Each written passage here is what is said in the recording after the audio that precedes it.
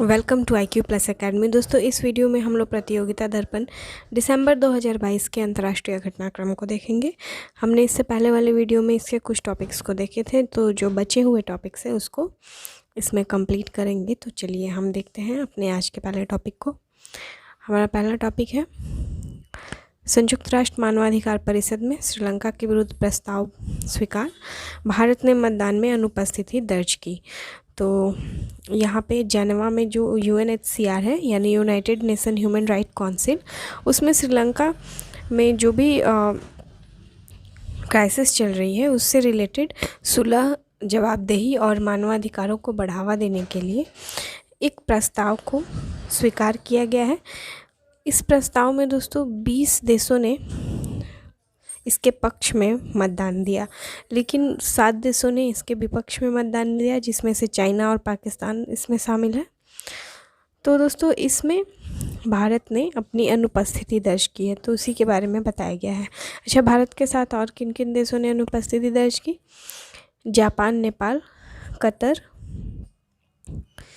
और मतलब ये सभी देशों ने यहाँ पे अपनी अनुपस्थिति दर्ज की। जबकि इस प्रस्ताव के पक्ष में मतदान करने वाले जो देश हैं उनमें शामिल है America, Britain, Argentina, France, Germany, Mexico, Netherlands. तो इन सभी देशों ने पक्ष में मतदान दिया। तो आप देख सकते हैं यहाँ पे इसी के बारे में बताया गया है। ज़्यादा यहाँ पे बहुत कुछ इम्पोर्टेंट नहीं है जो कि हमारे वनडे एग्जाम्स में पूछे। तो चलिए हम देखते हैं नेक्स्ट टॉपिक को। संयुक्त राष्ट्र मानवाधिकार परिषद में चाइना के विरुद्ध लाए गए प्रस्ताव पर भारत ने अनुपस्थिति दर्ज की है। इसमें अमेरिका, कनाडा और ब्रिटेन, इन देशों के द्वारा एक प्रस्ताव लाया गया था जिसमें कि चीन के सिनजियांग क्षेत्र में जो उइगुर मुस्लिमों का जो शिविर है ना, जो इनसे रिलेटेड जो अत्याचार वगैरह होते हैं, तो इसी के लिए एक प्रस्ताव लाया गया था जिसमें कि भारत ने अनुपस्थिति दर्ज की है। तो भारत के साथ साथ यूक्रेन ने भी यहाँ पे अपनी अनुपस्थिति दर्ज की, साथ ही 11 अन्य देशों ने भी इस प्रस्ताव को पारित नहीं होने दिया। हालांकि अमेरिका चाहता था कि भारत का यहाँ पे साथ उसको मिले, लेकिन भारत ने इसमें वोट नहीं दिया। चलिए, भारत की यह नीति है ना दोस्तों कि वो किसी भी देश के विरुद्ध मतदान नहीं करता है। तो भारत ने यही पक्ष अपना रखा कि कि भारत किसी भी देश के विरुद्ध मतदान नहीं करेगा और अपनी इस नीति पे अडिग रहेगा।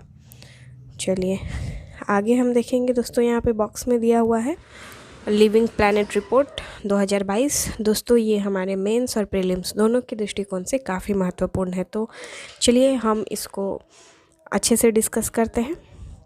यहाँ पे बताया गया है कि 1970 से 18 की अवधि में पृथ्वी पर जीव जंतुओं की संख्या में 69% की गिरावट आई है। तो चलिए आगे देखते हैं और भी क्या यहाँ पे महत्वपूर्ण है। यहाँ पे जीव जंतुओं से रिलेटेड यह रिपोर्ट होता है जिसमें कि यह बताया जाता है कि विश्व के अलग अलग क्षेत्रों में जो बायोडाइवर्सिटी है या फिर जीव जंतुओं की आबादी है उसमें क्या परिवर्तन आ रहा है, क्या और उन परिवर्तन से हमारे पारिस्थितिकी तंत्र पे क्या प्रभाव पड़ सकता है, इसका खुलासा इस रिपोर्ट में किया जाता है। तो आइए हम देखते हैं। अच्छा, सबसे पहले आता है कि ये जो रिपोर्ट होता है वो किसके द्वारा प्रस्तुत किया जाता है। इसमें 2 संस्थाएं हैं, world wide fund for nature और साथ ही जूलॉजिकल सोसाइटी ऑफ लंदन, दोनों के द्वारा संयुक्त रूप से इसे प्रस्तुत किया जाता है।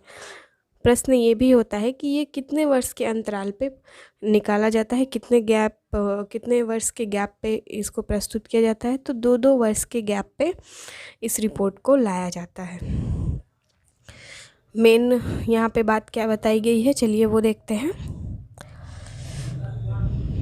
5 अक्टूबर 2022 को इसको प्रस्तुत किया गया और बताया गया कि 1970 से लेकर 2018 के बीच में जो भी स्तनधारी यानी मैमल्स, पक्षी, एव्स, सरीसृप, रेप्टाइल्स, उभयचर यानी एम्फीबियंस, पाइसेस यानी मछलियाँ, इन सभी के जो इनकी जो आबादी है ना उनमें 69% की गिरावट देखी गई है। मतलब 48 ईयर्स में 48 ईयर्स की अवधि में 2/3 से अधिक कमी पाई गई है जीव जंतुओं की आबादी में। तो इससे हमारी पारिस्थितिकी तंत्र पे काफ़ी बुरा असर पड़ेगा। ये काफ़ी यहाँ पे एक चिंताजनक तस्वीर बताई गई है। इसमें यह बताया गया कि जो ये गिरावट है ना दोस्तों, वो विश्व के सभी भागों में एक जैसी नहीं है। ऐसा नहीं है कि सब जगह 69% ही है या 94% ही है।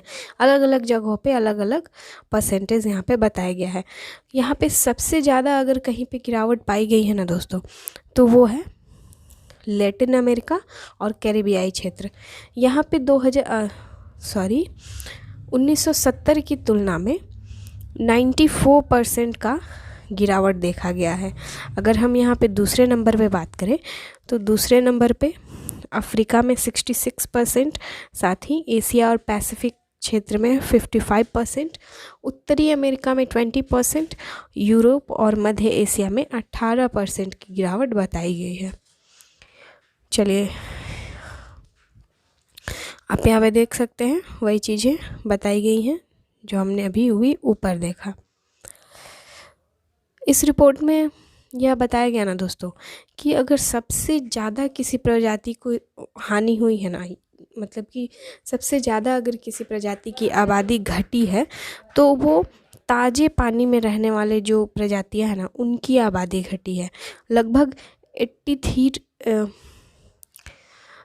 83% तक की गिरावट यहाँ पे देखी गई है।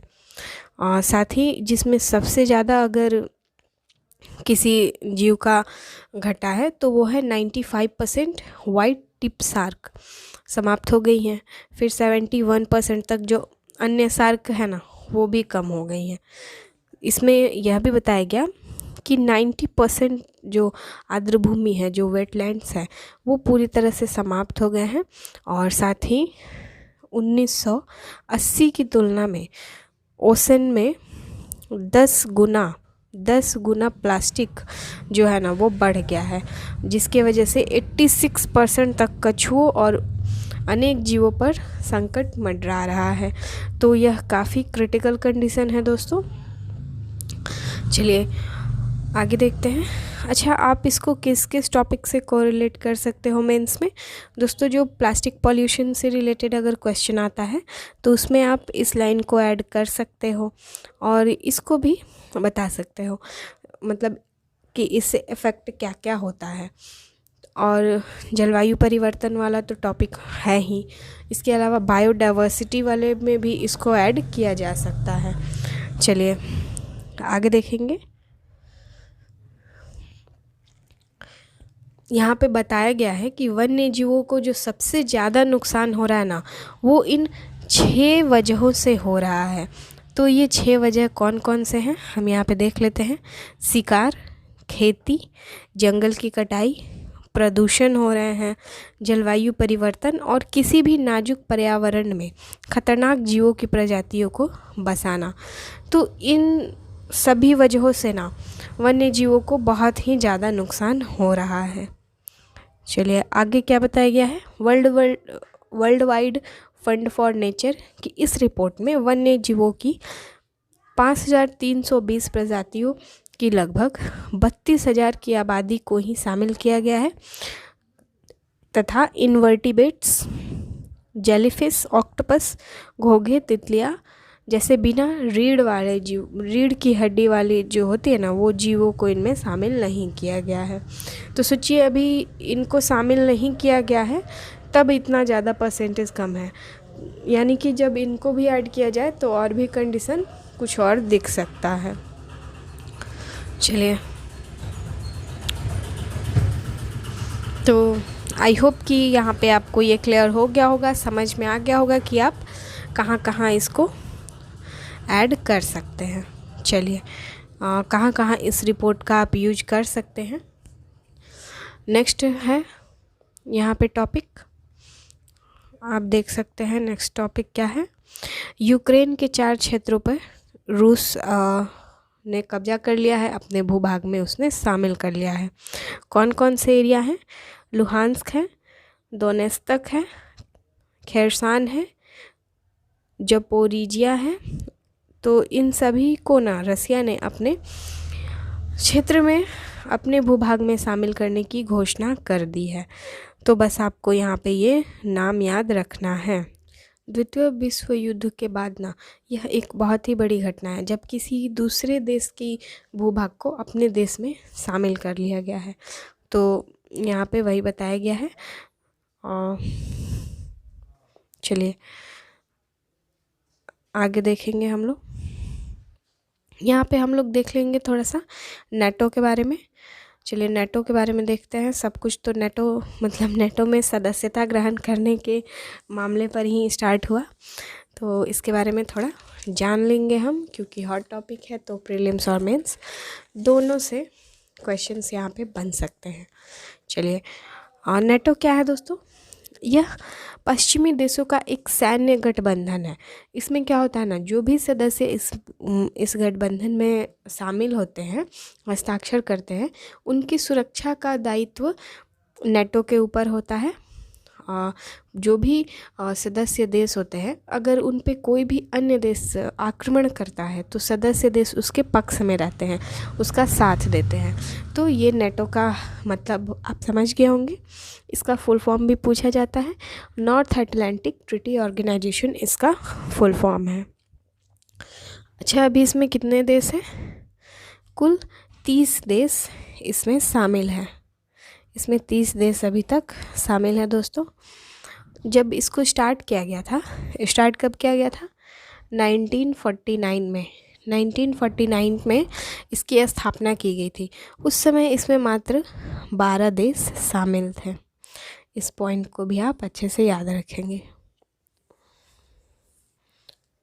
इसके सदस्य देशों के बारे में यहाँ पे बताया गया है, वही जो मैंने अभी बताया कि 1949 में 12 सदस्य देशों के साथ इसकी स्थापना की गई थी। और फिर उसके बाद अब इनकी जो संख्या है वो 30 हो गई है।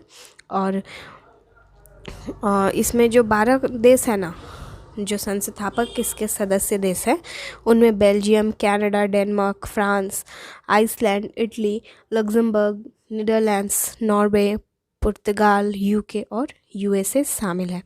बाद में ये सभी देश शामिल हुए हैं, तो इनको याद रखिएगा। सबसे लास्ट में इसका सदस्य कौन बना है दोस्तों? नॉर्थ मैसिडोनिया 2020 में। तो ये क्वेश्चन बन सकता है कि जो सबसे अंत में इसमें शामिल हुआ है वो कौन कौन सा देश है।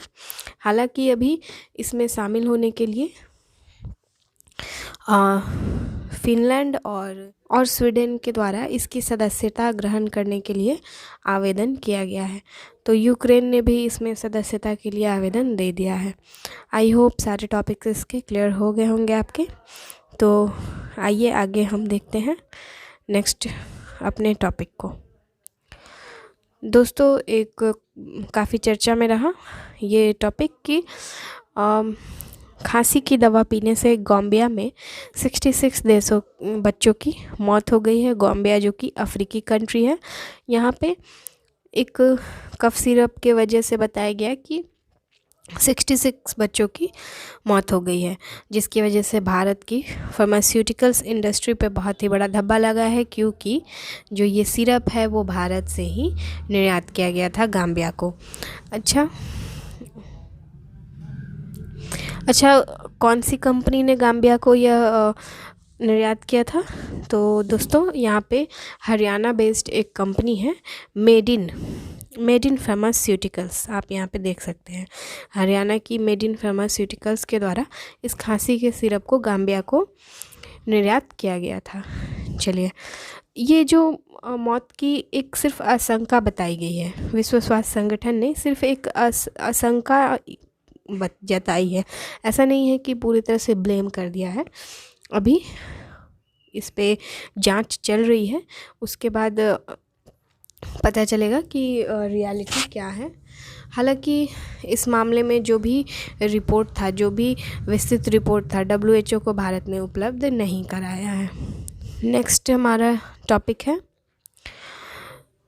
4 वर्ष से अधिक समय तक FATF की ग्रे सूची में रहा पाकिस्तान, अब इस सूची से बाहर हो गया है।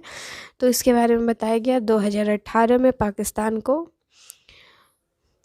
FATF के ग्रे लिस्ट में शामिल किया गया था। अच्छा, FATF का फुल फॉर्म क्या होता है दोस्तों? Financial action task force. तो मनी लॉन्ड्रिंग और टेरर फंडिंग के कारण इसे इसमें शामिल किया गया था, जिसके बाद इसे अब लगभग 4 वर्षों के बाद अलग हो गया है, मतलब इस लिस्ट से बाहर हो गया है। ग्रे लिस्ट से निकलने के लिए पाकिस्तान को 34 सूत्रीय कार्य योजना दिया गया था, जिसमें कि इसने काफ़ी अच्छा परफॉर्म किया, इसलिए इस लिस्ट से बाहर निकलने में यह सफल रहा। चलिए, अब अगर हम यहाँ पे बात करें कि ये ग्रे लिस्ट आखिर FATF होता क्या है दोस्तों, तो ये फाइनेंशियल एक्शन टास्क फोर्स जो होता है ना, यह G7 कंट्रीज़ की एक पहल है, जो कि एक अंतर सरकारी संगठन है। इसमें क्या होता है कि अंतर्राष्ट्रीय वित्तीय व्यवस्था में मनी लॉन्ड्रिंग से बचाने के लिए इसकी स्थापना की गई थी। कब इसकी स्थापना की गई थी? 1989 में इसकी स्थापना हुई थी। कितने सदस्यों के साथ? कुल 16 सदस्यों के साथ स्थापना इसकी हुई थी।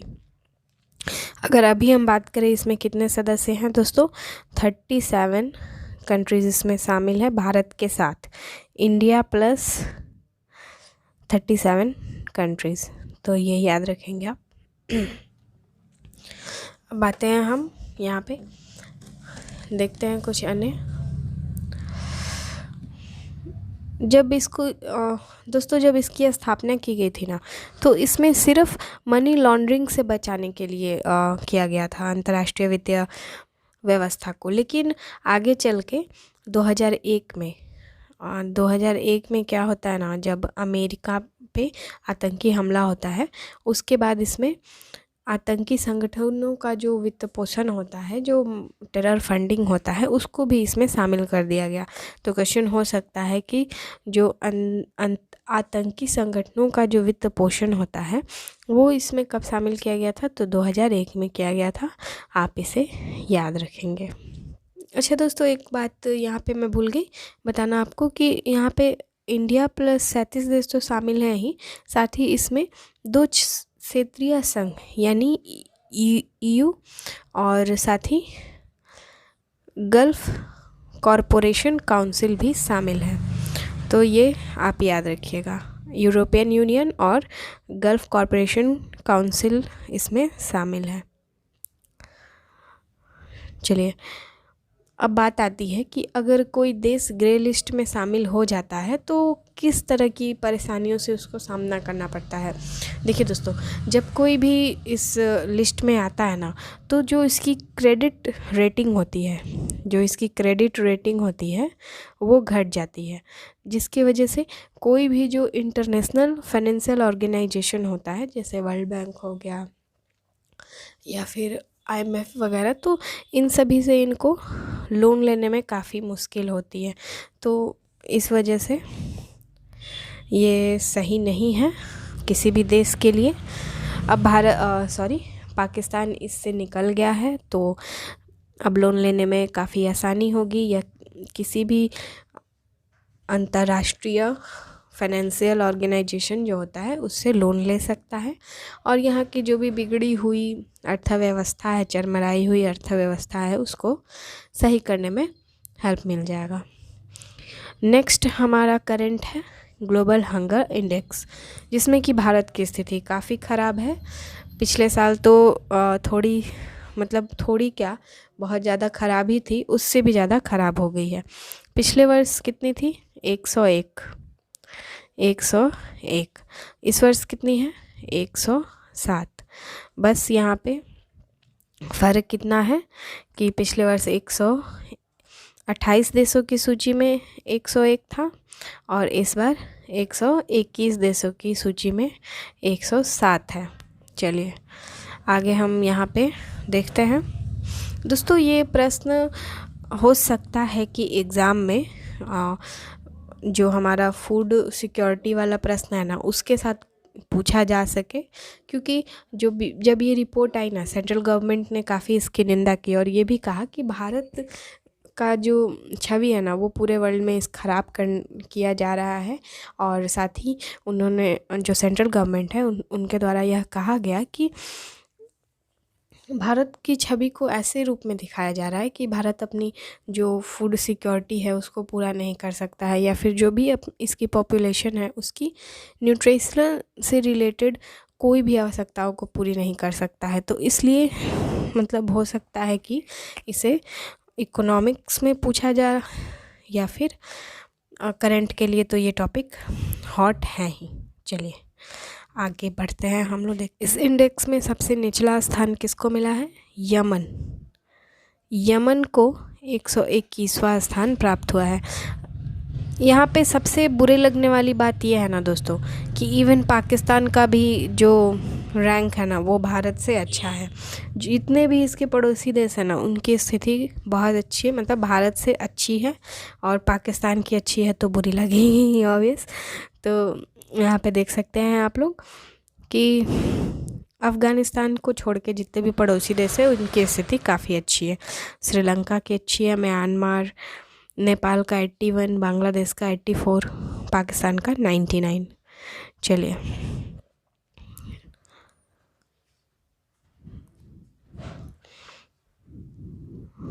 यहाँ पे बताया गया है कि कितने नंबर्स पे कौन से देश शामिल है। तो जो भी इम्पोर्टेंट था मैंने उन सभी को आपसे डिस्कस कर दिया है। यहाँ पे भारत की स्थिति को बताया गया है कि किस तरह से बिगड़ती गई है। 2016 में 118, 17 में 119 और 119 में 100वां स्थान रहा। फिर 2018 में 119 में 103, 2019 में 117 में 102, 2020 में 107 में 94। इतने दिन मतलब इतने इयर्स के बीच में 2020 में थोड़ा अच्छा रहा। 2021 में 116 देशों में 101वां स्थान यहाँ पे रहा। अच्छा, इसकी जो रैंकिंग होती है वो नंबर्स, मतलब कितने इंडेक्स का जो मान होता है वो कितना होता है वो भी इम्पॉर्टेंट होता है हमारे लिए। एग्ज़ाम में बहुत बार पूछ दिए जाते हैं। 0 से 100 के बीच में इनकी रैंकिंग की जाती है। जैसे जैसे नंबर्स बढ़ते जाते हैं वैसे वैसे स्थिति ख़राब होती जाती है। इंडेक्स का मान अगर हम देखें तो यहाँ पे 5 रखे गए हैं। यहाँ पे वैल्यू आप देख सकते हैं। 0 से 9.9 ये लो है, फिर 10 से 19.9 मॉडरेट, 20 से 34.9 सीरियस, 35 से 49.9 अलार्मिंग, और 50 से अगर अधिक होता है तो एक्सट्रीमली अलार्मिंग ये होता है। जिसमें से भारत कहाँ शामिल है यहाँ से हम पता कर सकते हैं दोस्तों। तो जो भारत की स्थिति है वो 20 से 34.9 के बीच में जो मान है ना उसके बीच में इसको रखा गया है। अच्छा, यहाँ पे हम लोग देख लेते हैं और कुछ इम्पोर्टेंट चीज़ों को। 49 देशों के लिए यह मान 9.9 से कम बताया गया है, जिसमें से 17 ऐसे देश हैं जिनका मान ना 5 से भी कम है। तो उन टोटल जिनका मान 5 से कम है ना उन सभी को नंबर 1 बना दिया गया है। अब उनमें कौन कौन से देश शामिल हैं यहाँ पे हम देख सकते हैं कि जिनका 5 से भी कम है उनमें कुवैत है, एस्टोनिया है, क्यूबा है, टर्की है, यूक्रेन है, बेलारूस है। तो ये सभी देश यहाँ पे शामिल है। चलिए, मॉडरेट स्थिति में कौन कौन से देश आ रहे हैं। इसमें Suriname, Oman, Algeria, Jordan, Lebanon, मिस्र, थाईलैंड, वेनेजुएला, इवन अपने पड़ोसी देश श्रीलंका, बांग्लादेश। श्रीलंका जहाँ पे इतना फूड क्राइसिस था, इकोनॉमिकल क्राइसिस था, उसके बावजूद अच्छे कंडीशन में है।